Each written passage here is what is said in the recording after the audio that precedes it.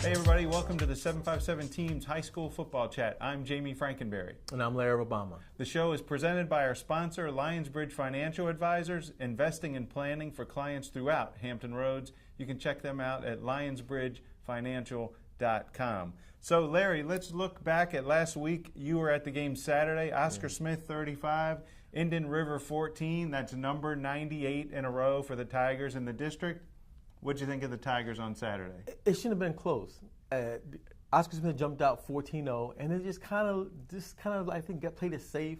There was a block punt that Indian River took in for a touchdown, and the next play they fumbled on the ensuing kickoff, and Indian River was able to punch it in. It was 14-14. Then everybody's talking about, oh my gosh, I smell upset. But as I told somebody else, I said, I don't think Indian River can hold this for a whole nother half. And Oscar Smith's defense really stepped it up. I mean, just shut them down, scoreless in the second half, and they look good. And they seem to be get their things together both offensively as well as defensively. Defense has been their mainstay the whole season, but they look good and they moved on. I spoke to Coach Scott Johnson. He said one of the things he thought that was good is that the team finally got to have some adversity. They haven't faced any pretty much all season. They had the adversity this game. He thinks it's going to help them in the long run. Yeah, I think so. I mean, it was 35-14, but it was 14-all at halftime. And you talked about that defense. Keyshawn Artis is playing great. You know, that defense really tightens up in the second half. I don't think they've allowed many points in the second half at all season. Not many at all. I think they've only given up 20 points altogether with Southeastern District opponents because, of course, one of those touchdowns was scored on special teams. So he said that's their main. He says the defense is what makes us. He says our offense is good, but our defense is what we put our hat on. Yeah, the Tigers will go for number 99 in a row this week against Western Branch. But first, let's look elsewhere in the Class 6 Region A. There are some games that really, some surprises last week that really tightened up the race in the Class 6 Region A. You had Bayside. We haven't talked about the Marlins in a while since that season opener against Cox. They knock off Salem. Tallwood knocks off Cox. Granby rallies from way behind against Churchland for a victory. So now we have Granby, Tallwood, Cox, Bayside, Western Branch, Kellam, all within only about a point and a half in the standings, but only two of those teams are going to make it into the 18 playoffs, Larry. What do you think of that race? I like Granby because I look at their schedule. I can't remember who they're playing, but I remember we talked about it last week. Their schedule looks favorable. But when you look at Tallwood and Cox, they both have to go through Lansdowne. Those are going to be tough games for them. And Western Branch, they got Oscar Smith this week, and they have been playing really well as of late. And then Kellam, who knows? I know they've played pretty much, I think, the toughest part of their schedule. So, I mean, right now, I like Granby's chances. The other ones, I'm not sure. Yeah, Granby plays Thomas Dale this week up in the Richmond area, and then I believe they finished with Wilson, so they definitely have a favorable schedule. The Presidents are winless. You know, that whole group, though, you know, they play a tough schedule. Some of them, Tallwood and Lansdowne, play this week, so that's a big game. Lansdowne had a bye. So, you know, you saw Tallwood. What do you think of the Lions and what their chances are? I was real impressed by them. I love the quarterback, Sabian Stone. I mean, just does a really good job throwing the ball, running the ball. And then the running back, Antoine Cady, he was real tough. I mean, he gave Ocean Lakes Cox a lot of problems at night. They couldn't stop him. I mean, he was just running up the middle. That offense with the run in the pass keeps defenses off. And their defense didn't look bad as well. I thought Tallwood played really well against Cox's offense. Trying to hold down Tavion Robinson is a very difficult task, but they did a pretty good job. And I like Tallwood. Right now, they're very excited right now. Coach Keppel, he thinks that the team is playing well right now. Now they got to finish, but again, they got to play a Lansdowne team before they finish out the season. That's going to be tough. Yeah, Tallwood has always played good defense. They play really tough-nosed offense. I mean, what did you see out of them in that big game on Friday offensively? Like I said, with the running back, Antoine Cady looked really tough. I mean, he just was running the ball up the middle. And then with Stone, the quarterback, he was able to just make things happen, throwing a long ball every once in a while. They mixed it up with their play calling very well, which I thought helped and kept Cox off balance, and they were able to come back for the victory.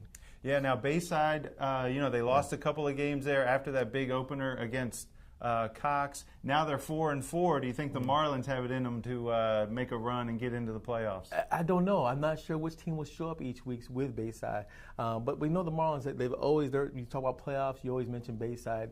Maybe that, you know, with that type of background, that will help them. But, I mean, I just don't know which team is going to show up each week. Yeah, they've been up and down. I think they win a game, they lose a game, they win a game. I think they're 2-2 in their last 4 games. They've alternated wins and losses. So we'll see what happens with the Marlins and the rest of Class 6 Region A. So we're going to take a break. After this, we're going to talk about the Abe Goldblatt All-Tidewater Player of the Year Watch. We're going to talk about the players to look for right after this message. You embody dedication, sacrifice, and commitment. You are an elite athlete. You know the difference superior coaching makes. Lionsbridge Financial Advisors is here to be your financial coach. We'll help you pack for your athletic journey by gathering a complete picture of where you are and where you want to go, and by working with other trusted professionals on your behalf.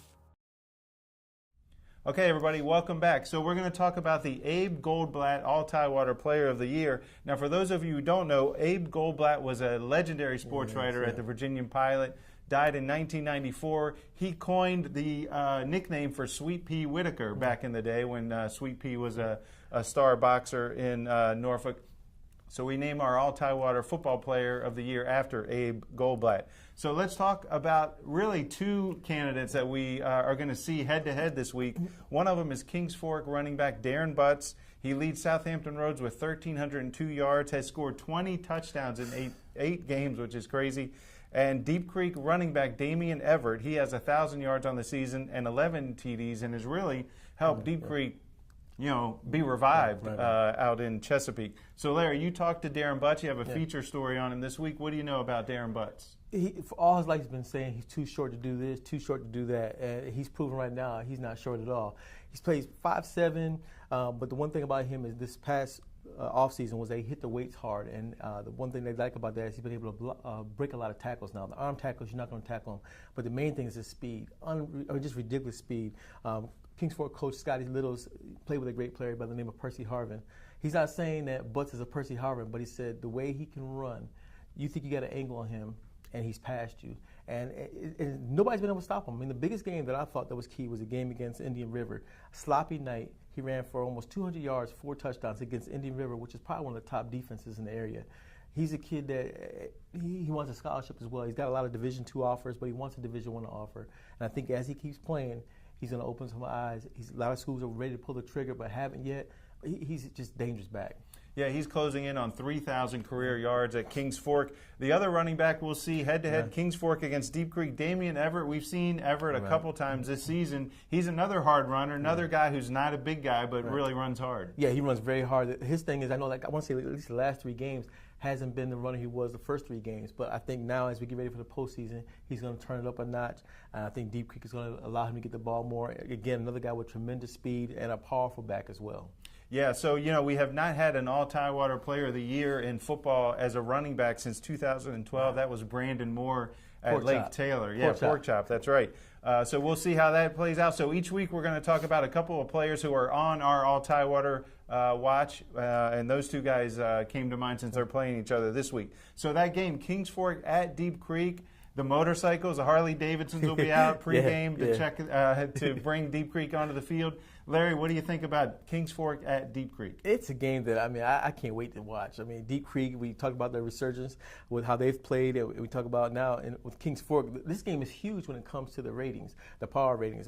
Deep Creek is number 1 now. Kings Fork is number 4. Kings Fork knows if they can win out, granted it's going to be against Deep Creek, and then they got to play Oscar Smith. But they went out and they get to play a home game. That's what they want. They want to play a home game in the playoffs. So it's a huge game. And, it's tough. There's so much alike.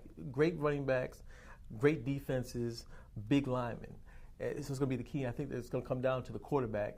Whoever can do the best and eliminate the mistakes, that's the team that's going to win. Yeah, Deep Creek quarterback Tayshawn Jones apparently has been cleared to play this week. He's missed a couple of games, so we'll see if he plays. Michael Ure has replaced him. Justin German has played really well for Kings Fork at quarterback. So, Deep Creek is number 1 in that their region. As you said, Kings Fork is 4th. They can really move up. You were at Kings Fork. What's the mood like as they head into this big stretch where they have Deep Creek and then Oscar Smith? They're confident. They're very confident, but the thing about practice this week was we're not going to put too much on this game. They're trying to enjoy it. That's one of the things that Scotty was talking about when he was playing at Lansdowne. He said that Chris Beatty taught him, it's good to play the big games, but don't make it such a big thing that you can't enjoy it. Enjoy the moment. And that's what Scotty Littles is trying to do now and taking that advice from Chris Beatty. And I think right now they got a nice mood. I went to the practice the other day. The music was blasted. They were having a good time, but they also knew it's business at hand as well. Yeah, Scotty Littles knows a thing or two about playing in big games. I think he played in 3 state championship games in a row on that team. He was a linebacker, fullback. Now he's the head coach at Kings Fork. So also this week, Tallwood at Lansdowne. Larry, Tallwood had a big game last week. They knocked off Cox. They got another big one this week. They're going to Lansdowne, which is coming off a bye. What do you expect in this one? I think one of the people we talk about in terms of all Tidewater players, Brent Stukes at Lansdowne, the quarterback has done everything, both running the ball, throwing the ball, and just leading that offense. And I think Lansdowne realizes, hey, we're close to being 10-0 for the season. They don't want to look too far ahead, and I think they're gonna finish out. They know what's at stake. They want to keep that number 1 seed. I think they're gonna be ready to play.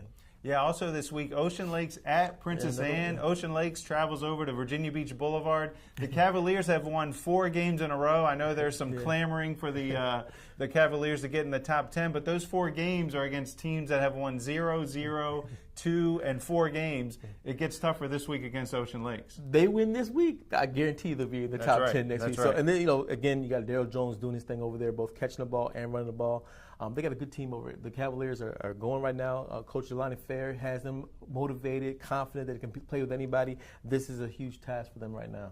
All right, well, that does it for this week. We want to thank our sponsor, LionsBridge Financial Advisors. Check them out at lionsbridgefinancial.com. Don't forget, you can get this as a podcast if you go to the iTunes store or Google Play. You can listen on the go. Who wouldn't want to do that? Join us Friday night for all the updates at 757teams.com and on Twitter. And until then, we'll see you next time.